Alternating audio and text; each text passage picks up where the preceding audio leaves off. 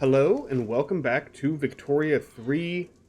It's been a couple of days since an episode has gone up. It's been like a week since I played this save. I had some stuff come up in my life that pulled me away from being able to play the game for a few days, which means the upload schedule was interrupted, for which I sincerely apologize. This has been like by far my most consistently successful series, so I hate to have missed a few uploads. I think we missed... I'm recording on Wednesday. I think we missed Monday and Tuesday, so we only missed 2 episodes. Hopefully you can forgive me. Real life does take precedence. We were kind of just like focusing on our economy while we wait on truces and stuff to come up, I believe. Although we might want to start more aggressively reaching out. Although, what's our aggressive expansion? Or, excuse me, our infamy. It's rather high. In fact, it's extremely high. I say extremely, like it can go over 100, so, it certainly has a lot of room to go higher. But I like to keep it under 25, but I don't really know how, like, feasible that's going to be if we're going to try to eat North America and puppet the Caribbean and South America or whatever. I don't really know what our plan is. In terms of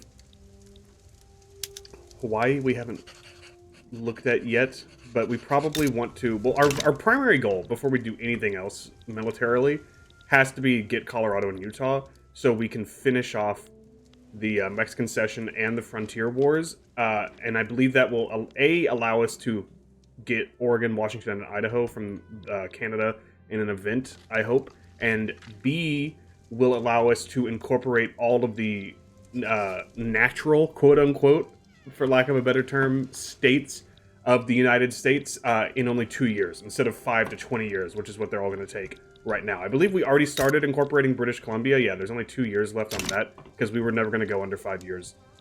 We haven't started incorporating Alberta or Saskatchewan, because I don't have the whole state, province, whatever you want to call it. I would like to expand our... Southern African puppet down here. Right now we only have Zulu. I would love to grab Orange and Transvaal, maybe puppet or colonize Basuto and work our way up this way. But we are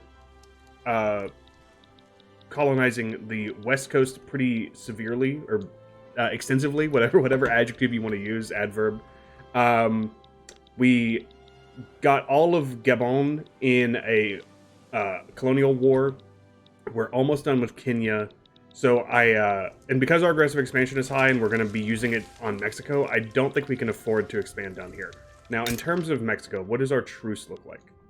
It goes up July 14th, 1861. So in a year and a half, we will be ready to go to war with Mexico. We also really need to make sure, in fact, I titled my save Econ, because I think that should be our primary focus for the moment, is I'm perfectly happy with our economy being in the place it's in right now.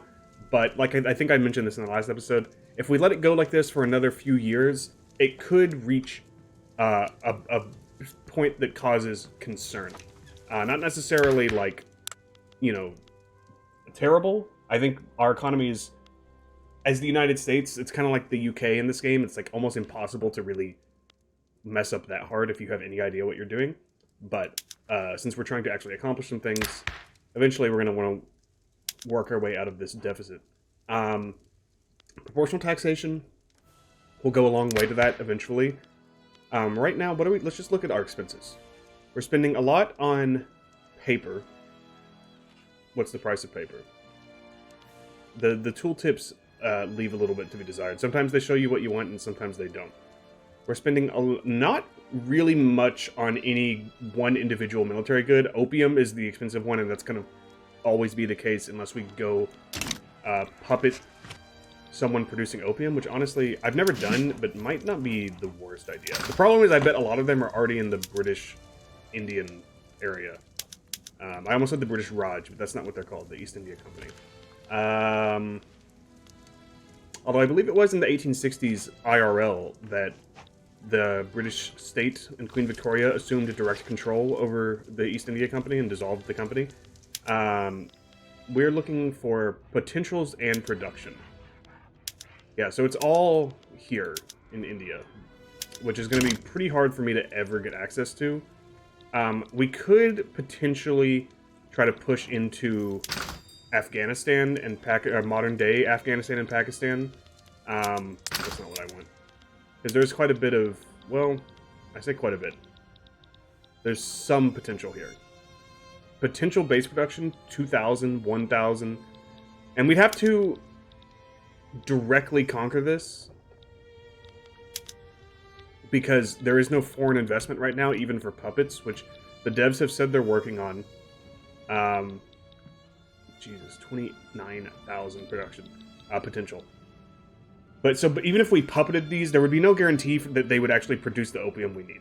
And we're going to wind up needing a lot of opium, so we're probably, for 90% of this game, just going to have to be importing it. And I'm assuming we're already importing all of the... No, we're not. Okay, well, that's dumb on my part. We should be importing as much opium as we can. As long as it's profitable.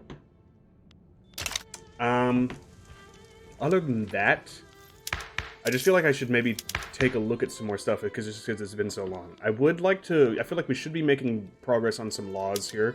We don't have universal suffrage yet. We must not have the trade unions in power. That makes sense. Who's in our government? The Democrats are the petite bourgeoisie, the Southern planters, and the evangelicals, and the Whigs are the industrialists. I believe we did this for legitimacy reasons. I would love to get the trade unions and intelligentsia in here, maybe even the armed forces. The industrialists are... That's like the four that I tend to work with in most of my playthroughs. All of these guys can go to hell, but they have such large combined clout that I can't afford to leave them out of the government. We have colonial resettlement, not colonial exploitation, which I just don't think is good. Like, colonial exploitation is so much better economically in this game, but I feel like roleplay-wise, as the US, this is what we should be doing, especially since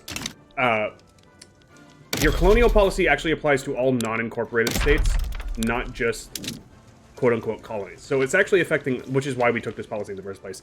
I explained this like in episode 1 or 2, whatever it was. All of these green states that are not incorporated right now, and British Columbia, although it's being incorporated, would be affected by our colonial laws. So if we had colonial exploitation, we would have, I believe you get like more throughput and cheaper labor in unincorporated territory, but like the people are more likely to become radical. Or, okay, yeah. Minus 25% subsistence output, minus 25% starting wages, minus 25% tension decay, plus 10% throughput. That's actually... That's like not bad at all, because the tension isn't really a thing, because these aren't colonies. They're already like established states. And the subsistence output, I don't want people on subsistence farms anyway. The starting wages eventually like would create a situation where we might be outcompeting ourselves, but I just feel like adding migration, that's actually really benefiting us in California right now. That's one reason California's population is absolutely exploding. It's grown like 300,000+ since we took it over, which was within the last 5 years, because we still have a truce with Mexico. We want people moving to our areas. But the problem is, I really wish you could have like an unincorporated law versus a colonial law. Because like these over here, I would rather get the throughput bonuses, because we're going to be building things. We haven't really built anything over here yet. We're in the process of building some tea plantations, and we're going to do like coffee and dye and stuff that we can't build here. So I would like lower wages and higher throughput, because that's all I'm really doing over here. Although I guess maybe by the end of this game, because we are going for the Star Swarmed banner achievement, we're going to want to incorporate every state, I imagine, just to try to hit 100. So at the end of the day, it's not really going to matter. So we'll just stay on colonial resettlement. That was a very long explanation. I apologize for something that I'm not even going to wind up going, or like changing. We have elected bureaucrats. I really want professional army, son of a bitch. We've tried to do this so many times. It's only 6% chance right now. I feel like we should probably get the armed forces into government if we were going to do that. And I could do it right now, but that would tank our legitimacy. It would not actually change our radicals and loyalists. That was actually going to be my main reason for saying we shouldn't do this. But I don't know if I want 50% legitimacy. and that would be even worse. And that would change the radicals and loyalists. So would this. So I guess maybe it's just because we would be removing people from government who were, like, quote-unquote rightfully elected. But now, like, the government would just be too big. 50% versus, what, 78%? Like, all legitimacy effects right now is the amount of time it takes to pass laws. In the future, they're going to be adding more modifiers, which I think is good. They went over that in their dev diary last week. But I think we can afford to wait. It's not like our military is struggling, because even though we have national militia, we can go up to 5 level barracks in every state, and we have so many states that even though we don't have a professional army, we still have 100 barracks, and we have so much room for more. All of these, like, light green states, we could build 5 barracks in. Because I only have 5 or 0. I have none in between. So just briefly looking through this, that's what, 20 to 30 states where we could build 5 barracks. We could easily have, like, one of the 5 biggest armies in the world, even without the professional army law. What does the professional army law give us other than that? It gives the army, or the armed forces, extra political strength, which I don't mind, because I tend to align with the armed forces, unless I'm trying to go communist or something like that. Plus 100 max barracks level versus 5, plus 50 conscription center max barracks level versus 100, so it'd actually go down, but we're never going to be conscripting, hopefully. Like, something will have gone very wrong. And our conscription rate is also smaller. But again, like here, we could mobilize 500 battalions versus only 77. Conscripting is bad. So I actually wouldn't really change anything unless we ever, like, start to run into our barracks cap, which might eventually happen, but right now is not an issue. So it's actually not as pressing of a matter as I really thought it was. I guess we should go for, like, public health insurance, or, yeah, we should just try to expand, like, the social aspect. What are our institutions looking like? They're all maxed out. We're probably going to need more bureaucracy at some point. Other than that, I'm sorry it's taking so long. We're just going to go straight for public health insurance. That actually is not going to do anything to remedy our money situation, but that's okay. Now, Washington, what's your population? You've got 161k, but you have 0 peasants and 0 unemployed, which means trying to expand my government administration, which actually is here, in Washington is not going to work, which is where I want all my government administrations, purely for producing bureaucracy, because you get plus 20% throughput because of the White House, but you don't have any, so I'd have to, like, get people to move to Washington, which I could do. I was looking at Maryland.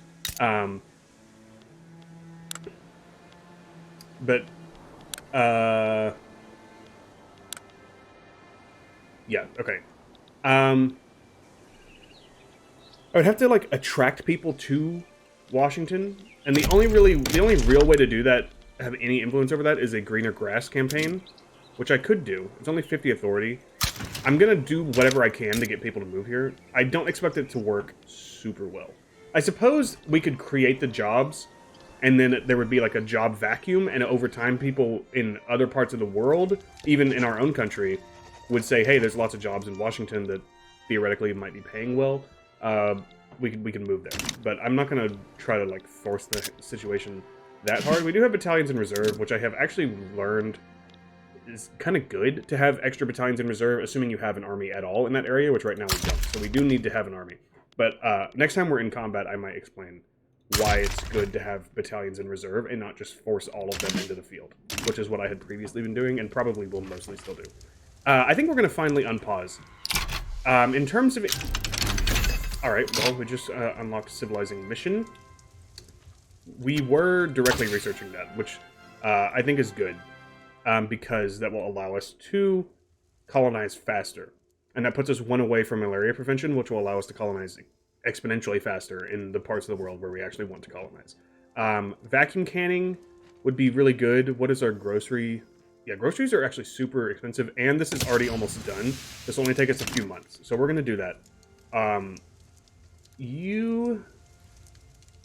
Government wages. What is our budget looking like? We're on... I don't want to go down here. We don't have any consumption taxes. That's actually probably our biggest problem right now. But because we're a democracy, we have like no authority. We only have 264 total authority. We're bolstering the intelligentsia. I did not know we were doing that. We must have done that like in episode 1 or 2 to try to ban slavery, and I completely forgot about it until this very moment. We did just spend 50 authority on the Greener Grass campaign in Washington, but 50 authority is not going to move the needle here. So I'm actually just going to... We could, like, go hard and go after services, but I actually would rather do, it's better bang for your buck. 24k for 100 authority versus 37k for 200 authority, and this will more affect the rich people who can afford the tax burden. If you look at this, it's hidden in a weird tooltip, but so the lower strata, our lower strata people, it says impoverished. 13.2 is actually a pretty good standard of living, especially for 1860. I feel like they should kind of change the name for the levels of standard of living. But so the lower strata are currently paying 13%, 13.5% of their income as taxes. So that's like their tax burden, basically. The middle strata is also paying 13.5%. So see, the tooltips can get kind of weird. The upper strata is paying 10%. So they're actually paying relative. Not only do they have more money, they're spending a lower portion of that money on their taxes. So we can certainly afford to increase the tax burden of the upper strata here. Liquor and tobacco would affect more people. You can see, like, if I go to liquor and hover over it here, liquor is consumed by pops of all wealth levels for their intoxicants needs. Tobacco might be the same. I don't actually know, yes. But I imagine more people consume. Yeah, so tobacco is equivalent. Pop needs are this really weird, complicated system that the game does not do a good job of explaining, but it's a pretty cool system. It's just not explained very well. But, like, basically every good... or most goods are used to fulfill needs for your pops, and then some are just more industrial, like steel. Like regular people, just like in the real world, aren't going out and buying steel. Businesses buy steel to produce things for regular people. But most of the goods, any kind of food, clothing, furniture, luxury items, stuff like that, are consumed by your pops that satisfy their needs, and the more of their needs are satisfied, the higher their standard of living, and then if they accumulate enough wealth, they'll change into a different category of pop, they'll get different jobs, stuff like that. Liquor is the default good for the intoxicant need. Every group of pops has an intoxicant need. And then tobacco can substitute for liquor, and it will count as more than, like, so one tobacco is equivalent to 1.33 liquor, one opium is equivalent to 1.66 liquor, so you can get more bang for your buck by producing tobacco and opium. Same for wine. Never mind. Wine is different than...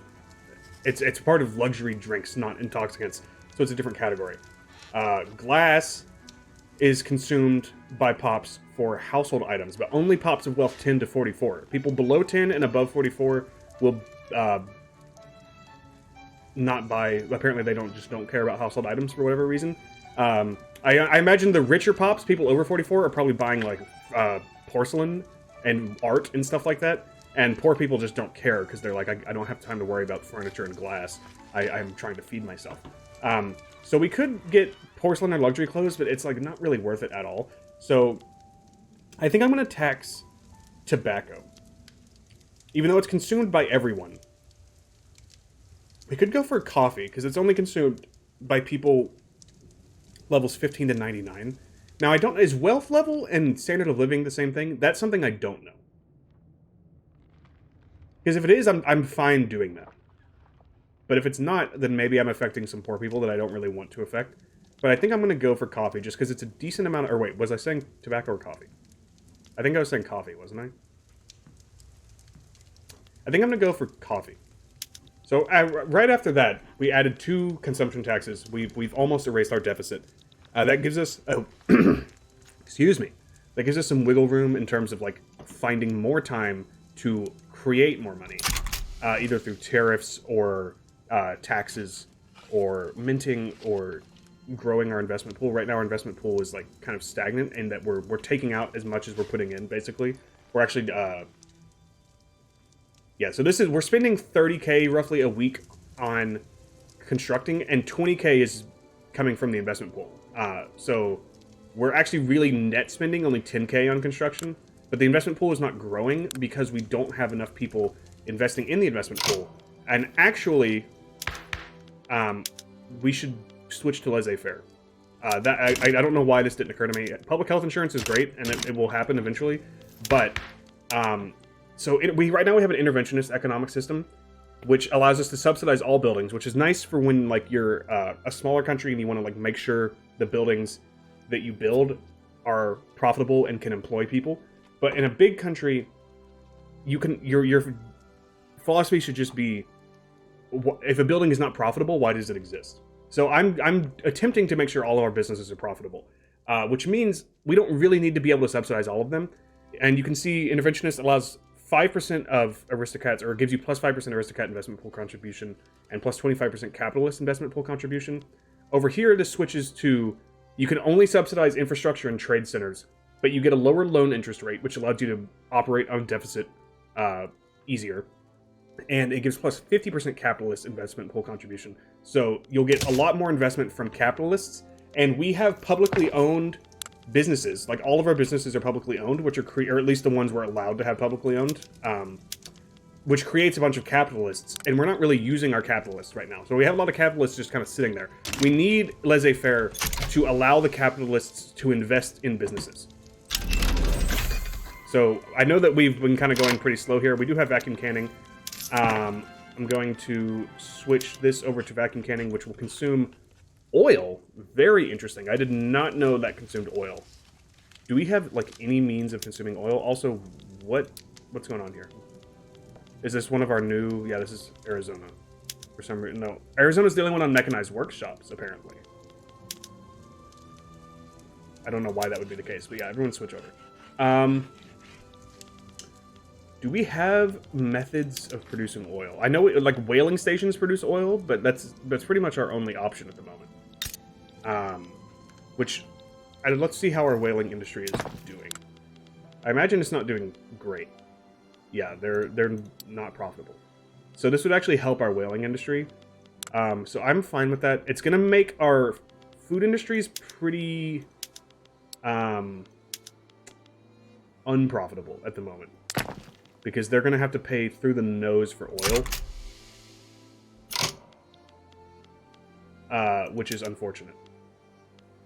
But now we can go over to our whale people, and you can see this says 0 because it doesn't exist yet.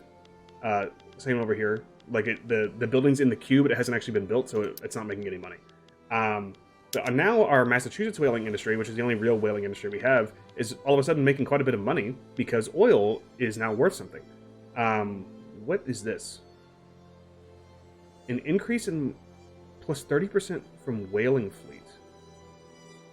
This must have been an event we got.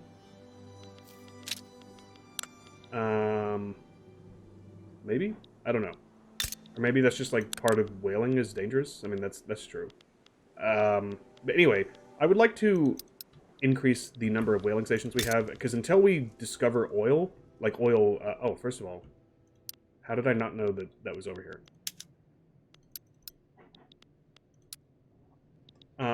Yeah, I want my gold mines, like, immediately. And then I want... I should have done this in the opposite order. But, then I want my whaling stations.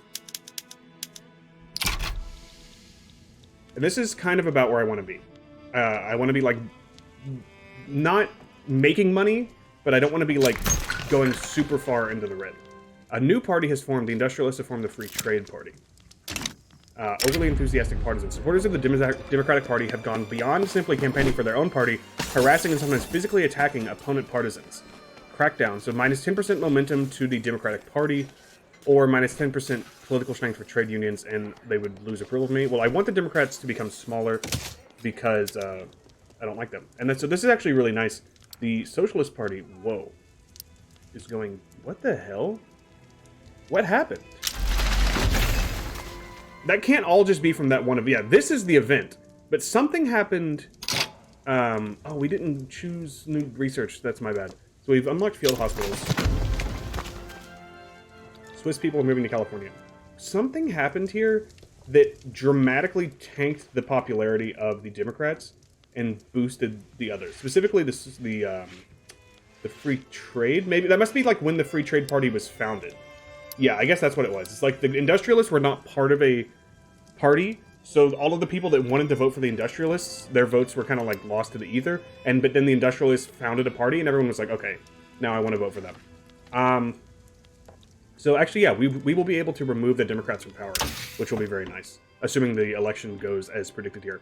Rubber mastication would be very nice because that would allow us to start doing things with rubber. Let me go through my 17 tooltips here to actually pull up the rubber screen. We would be able to use rubber in textile mills, motor industries, electrical industries, which we don't have yet, and barracks. It would perhaps be a little ahead of time, but, you know, better to be late than, or early than late, in this case. We could unlock more fertilizer. How are our chemical industries doing? They're doing just fine. And fertilizer is about where we want it to be, so I'm not in a rush. Plus, that's spreading naturally, so I'm not in a rush to get that. Electrical generation would be nice, but I think that's a little ahead of its time. Society. We could go for malaria prevention right now, but it would take 8 years. No, thank you. This would give us extra taxation capacity, which I don't think we're going to have to worry about, like, ever, almost. Steel frame buildings would be sick, because we need to build faster. God, yeah. I really want that. But that would, so we would have to, instead of using iron, we would use steel and explosives in addition to glass and tools. Explosives right now are expensive, like, they're technically, like, average price exactly, almost.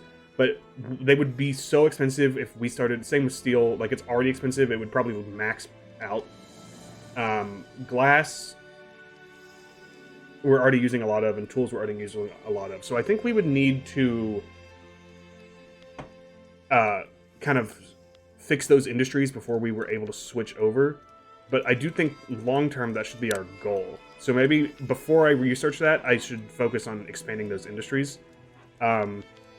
Repeaters is certainly good, but I think shrapnel artillery is better. I actually am learning this right now in my Austria-Hungary campaign. I'm the #1 power in the world. My GDP is like 3 times bigger than the next closest country. My army is like twice as big as the next closest country. But I got France and the US declared a cut down to size war on me. And even though my army's bigger than France, I'm getting melted because they have shrapnel artillery and I don't. And I don't think that we really have to worry about that over here. You know, we have the benefit of being an ocean away from all the great powers. Canada and Mexico aren't going to do that, but it will help us push through them that little bit faster. And then in the meantime, what do we actually have in the queue? That's probably something. We have 8 pages. Good God. Lots of basic stuff. This was like all the stuff I added. Thankfully, a lot of these, especially the rural things, build very quickly. We do have a couple of steel mills. I'm going to... The problem is... Why do Virginia and Massachusetts? I'm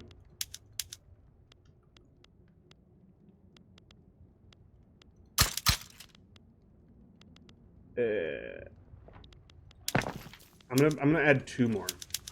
But once the more construction sectors we have, the more expensive it's going to be to inevitably switch over to steel frame construction. Afro-Caribbean people, dude, Nebraska's just attracting everyone right now. I think things are going remarkably well. We're losing radicals, we're gaining loyalists. We have a pretty high standard of living. Like, let's just Prussia conquered Anhalt. Prussia's about to form the NGF, I think. Let's just look at like the global standard of living compared to the other people. So France has us beat. That's not super surprising. Europe starts, or the major powers in Europe start with a big standard of living advantage over the Western Hemisphere countries. But we're Great Britain also has us beat. Again, not super surprising, but we're super far ahead of Qing. Not surprising. Super far ahead of Russia. Not surprising. We're 2.5 points or 1.5 points ahead of Prussia. That feels good. 2 points ahead of Austria. Good God. We're ahead of the Ottomans. We're ahead of Spain. Again, like, none of this is particularly surprising, but it just means we're doing what we should be doing. Belgium is kicking everyone's ass, which kind of is how things go. The small, like Scandinavia, Belgium, and the Netherlands, Denmark, they can hit crazy high standard of living just because they have a small population and they have strong economies. So they're able to focus on the stuff. They don't have to please tens of millions of people. We're never going to, as the United States or any of these huge countries, you're never going to be able to hit, unless you're just like an amazing player. I'm sure some people can, but the way I play, I'm not a min-maxer. I don't care about that kind of stuff. Excuse me. I'm never going to hit 25, 30 standard of living as a country with 100 million people, just because there's too many people, especially when you're colonizing all over the world and there's all kinds of different stuff happening. I totally forgot we colonized the South Island. In fact, we're not done, but we are almost done. We are right at 31 minutes. We have spent the majority of this game, or this episode, paused. But like I said, it's been like a week since I played, so I was kind of trying to dive back in. I will at least try to get through the end of the year here, so we can hopefully relatively early in the next episode we can declare war on Mexico. I might even just like push all the way through. We have our new election. The Socialist Party has eviscerated everyone else. The Democrats went from, I think they had like 70%, 60% of the vote last time, to less than 17% this time. You'd love to see it. Oh, and someone abandoned them. There used to be, I guess, oh, the Petite Bourgeoisie. Yeah, they have left the Democratic Party. They're now their own thing, which makes the Democrats even weaker. That's probably one of the reasons things swung so much. But now we can bring in the trade unions. We can bring in the intelligentsia. Okay.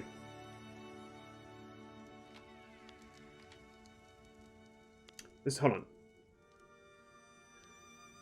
Oh, we don't have universal suffrage. So I was like, why is your clout so much higher even though you got way less votes? Yeah, so they have more political strength. Plus 5 million from wealth, plus 8 million from political strength of votes in the election, but then the industrialists have 4 million from votes, 12 million from wealth. So yeah, the industrialists are just richer, which gives them more power. I'm happy to favor the industrialists at the moment, because it's not like the intelligentsia and industrialists are progressive enough. Now, why are you so low? There's only 2 size of government. Oh! The leader of our president, Benedict Ligon, is a trade unionist. So he wants them in here, and then we could kick out the intelligentsia, but then that would mess things up. That would still only get us to 67. I'm fine with things being the way they are. 53%, as long as you're over 50%, it's not that bad. I mean, it's not good. Yeah, this is pretty annoying. We're 144 days away from our next checkpoint, and we're over 50% of the way there, which means like we're rocking like a year plus per checkpoint. Is it worth? Is it worth gaining 16,000 radicals and losing 46,000 loyalists to go 14% faster? I'm not sure. I am not sure. I don't think so. I think I'd rather just try to do this, and then hopefully we could push for universal suffrage, although the only people that endorse that are the trade unions who are not in government. So I might just have to eat that. I'll leave that for the next episode. I will fulfill my promise and get to January 1st here. We've got some unpredictable trade routes. We have an event. Photographs of the United States of America. It has been suggested that we take and distribute some pictures of our country's most famous landmarks. So many wonderful places all across our country. It just seems right that the world will get to see them too. We should distribute them internationally and get plus 5% prestige for 5 years, or plus 20 legitimacy for 5 years. It is as if the clouds parted and God smiled upon us and said, "You are my chosen people." People in the U.S. have never said something like that. Don't be ridiculous. And they've chosen to benefit me and give me exactly what I asked for. And that'll be the end of today's episode as soon as it's January 1st, which it is this beautiful Sunday afternoon in 1861. Thank you guys so much for watching. I'm sorry for the gap between episodes. Hopefully that doesn't happen again. If you're enjoying this series, please leave a like and subscribe and comment and all that good stuff. And I will see you guys again next time. Bye-bye.